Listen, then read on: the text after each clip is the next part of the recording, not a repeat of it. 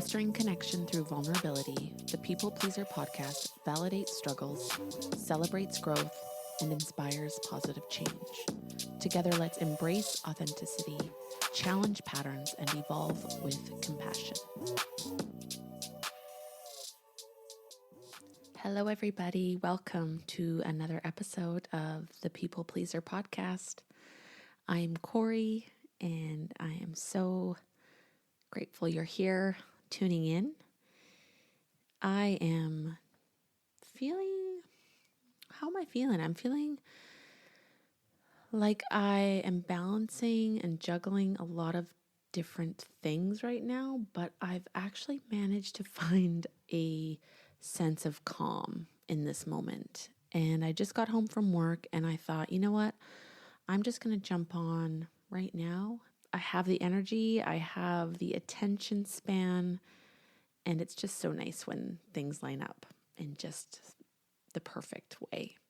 This weekend, my husband and I hosted my mom here in Port Townsend. She was visiting from Victoria, and she had been here before. Her and my stepdad were visiting in June, but that was before I moved here. So this was the first time she came since I've been living here, and it was the first time I've ever had the opportunity to host my mom. I've always lived in the same city as my mom, so I've never had her stay with me as a guest other than just coming over for dinners or just coming to hang out. But to actually have her as my guest and to be the one caring for her was such a great experience. And it was one that just was so meaningful to me. And I realized that because I've always lived in the same city, I've never really been able to offer my mom that type of care before.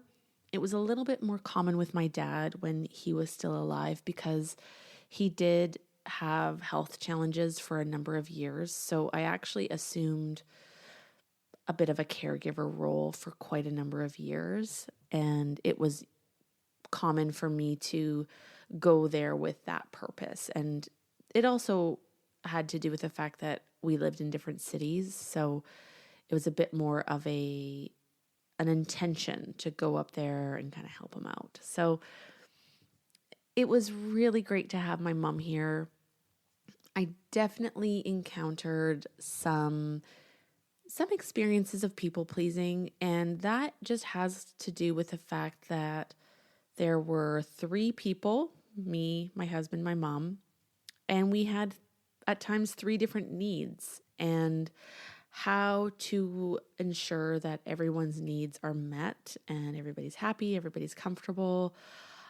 I took that on. And also because I am my husband's wife and I am my mom's daughter, I felt like I kind of carried a bit of responsibility for both of them, being a little bit of the bridge between them. But eventually I leaned into the fact that they are also building on their relationship and they have a wonderful relationship, and they are also fully formed, fully capable adults who can speak to their needs, who can meet their own needs, who don't need me to take care of them. So it's interesting. It's interesting when you actually are trying to care for someone, and the fact that my mom was a guest did lend to this sense of responsibility, this sense of like I'm providing the care. But I did find myself getting a little bit overwhelmed in a few different moments where I had a need, but that need couldn't necessarily be addressed while I was also trying to meet the needs of 2 other humans. So I can admittedly say that I was probably taking on more of the emotional load than necessary, certainly more than it was expected, but I've always kind of been that way. Even in family dinners back at home, like with my whole family, I do tend to try to take care of everyone and ensure that everyone's being heard, everyone has what they need, everybody is comfortable.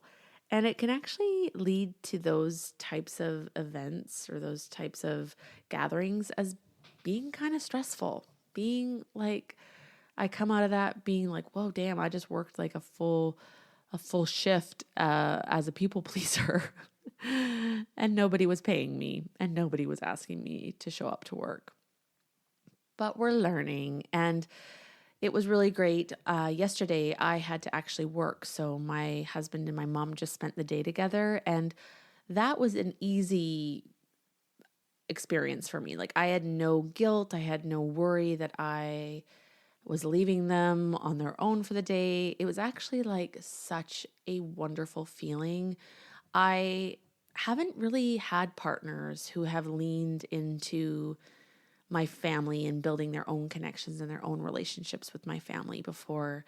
It's actually been a point of contention or discomfort in previous relationships, like almost feeling like I'm trying to convince my partner to hang out with my parents or to spend more time together. And with my husband, Brian, like he is just he's just diving in head first. And I know that these relationships mean a lot to him, and that just is such an amazing feeling, not just as his wife and, as a daughter to my parents, but as a people pleaser.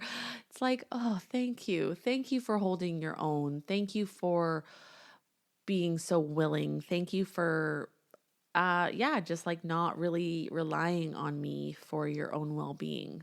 You've got that one figured out, and that's amazing. Anything I add is just a bonus.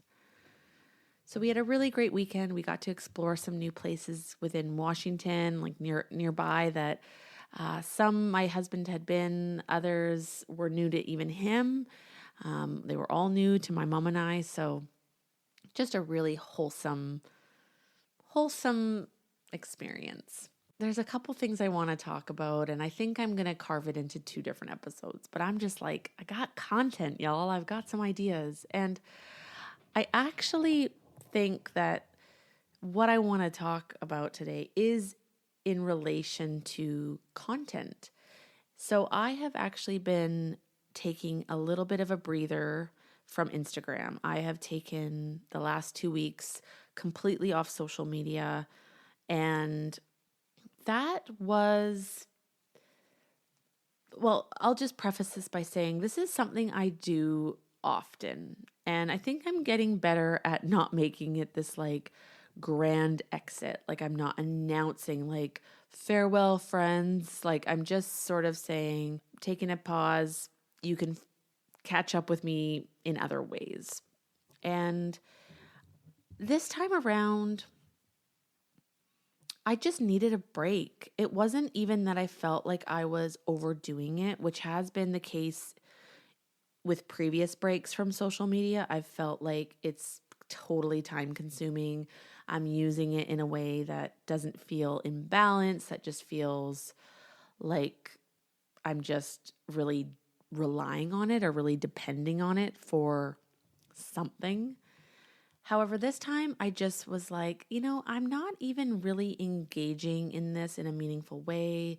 I'm not excited about it. I'm not even really like curious about what other people are doing. Like I'm not seeking out other people. I'm not like really keeping the engagement high. I'm just like kind of going on and deciding, actually I don't want to be here. I'd rather be doing other things. And it was an easy decision to just be like, okay, I'm taking a little breather. However, social media has become so big in our lives, so embedded in how we express ourselves, how we connect with people, how we relax. It's a hobby in some respects. It's a business in other respects. And it can feel really uncomfortable to move away from social media. And this time around, I'm actually like really beginning to question like what purpose does Instagram specifically serve in my life.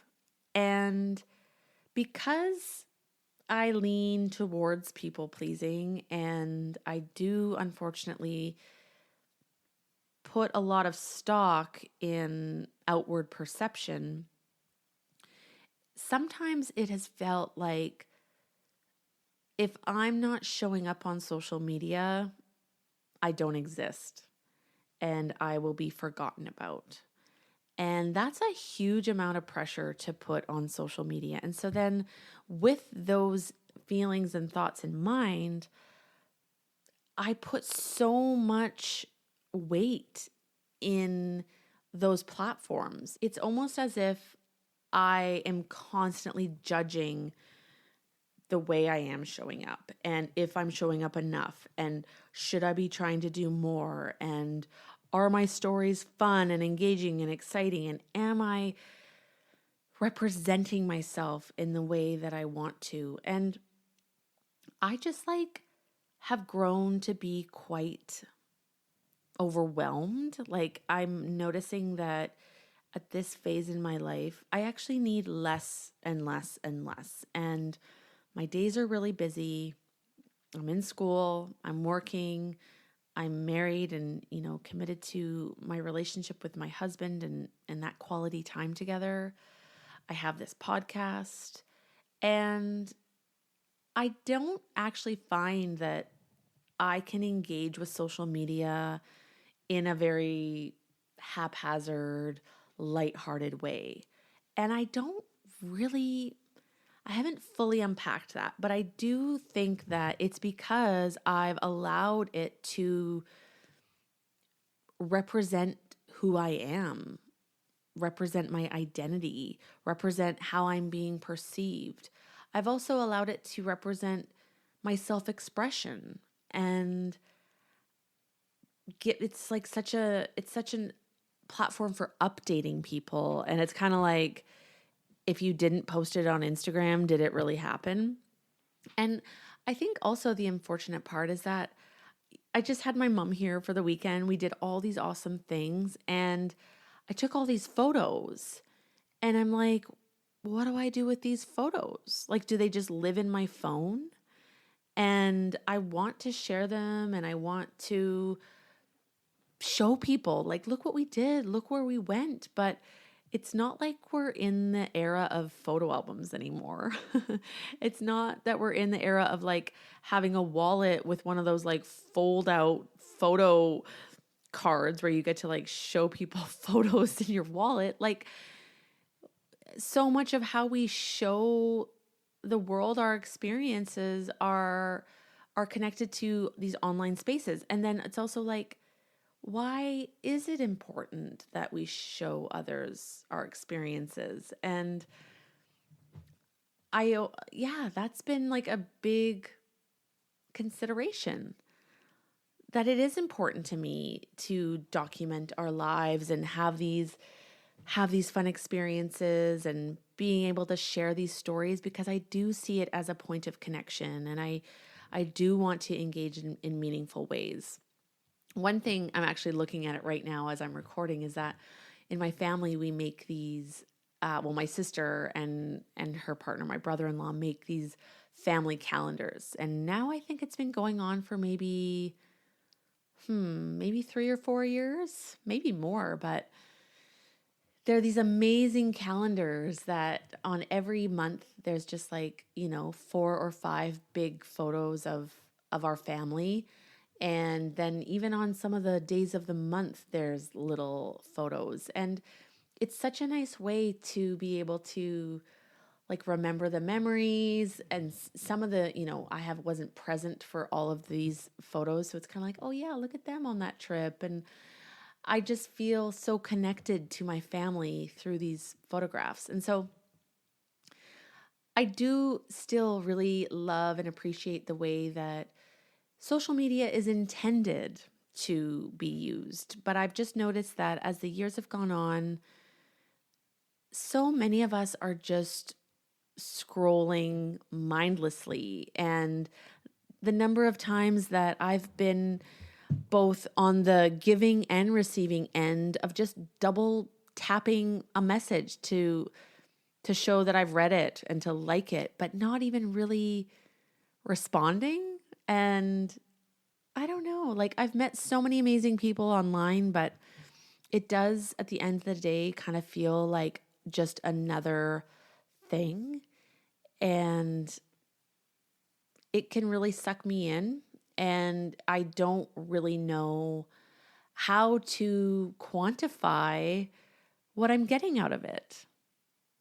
And I also don't really know that we're in a place within our society that it's like, oh, but I could just get rid of it and it would be fine, because I do know that I would be missing a part of that social connection. And I'd like to say, oh, maybe it will force me into doing things more in real life and in person, but it's not easy to do that when everybody else is just as connected to their phones as I am. So these past 2 weeks have been actually really nice. I have on my laptop checked Instagram a couple times to see if I have any messages, but I don't even know the login for one of my accounts. So I'm like, well, I guess I'm not checking that.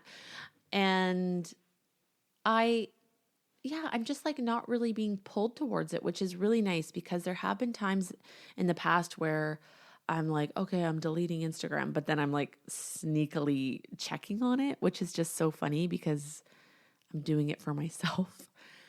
But this time around, I've just been fully engaged with life. I have been honestly just quite busy with work and with school. I've been reading a ton. I journal every morning and every night before bed. I have been listening to podcasts, which have been just like, these are all things I do anyways, but I think I'm just giving everything a little bit more time and a little bit more energy. I have honestly been going to bed at like 9 o'clock at night. I've also been waking up at 5:30 to either go to work or to work on school before I have to go to work.